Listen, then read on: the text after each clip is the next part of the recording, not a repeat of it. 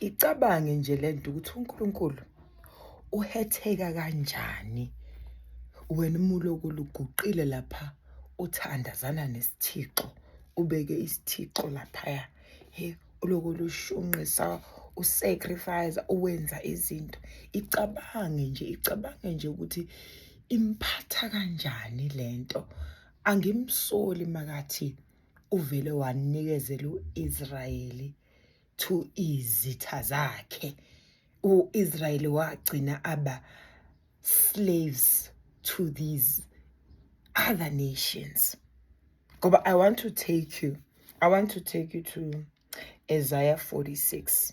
Kodwa nje kunamavesi lapha engiwatholile ngoba ngiyazi kunabantu abadidekile abangamazi uNkulunkulu kaIsrayeli ukuthi sikhuluma ngobani la. Ubani lo nkulunkulu? Ubani lo nkulunkulu esikhuluma ngaye?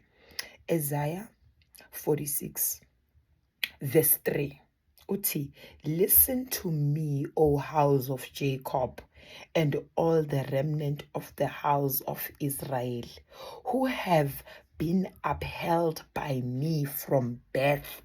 Upheld by me from birth. So ulo nkulunkulu osolowole kuphethe from uzalwa. Aqhubeke athi, who have been carried from the womb. Athi ngikuthwalile esiswini sakamamakho. 4, even to your old age I am he, and even to gray hairs I will carry you. I have made and I will bear, even I will carry and will deliver you. Amen. Hallelujah. Jump. 8. Remember this and show yourselves men. Recall to mind, O you transgressors. 9. Remember the former things of old, for I am God and there is no other. I am God and there is none like me. Amen. Hallelujah. Lo nkulunkulu wakubumba esiswini sakamamakho.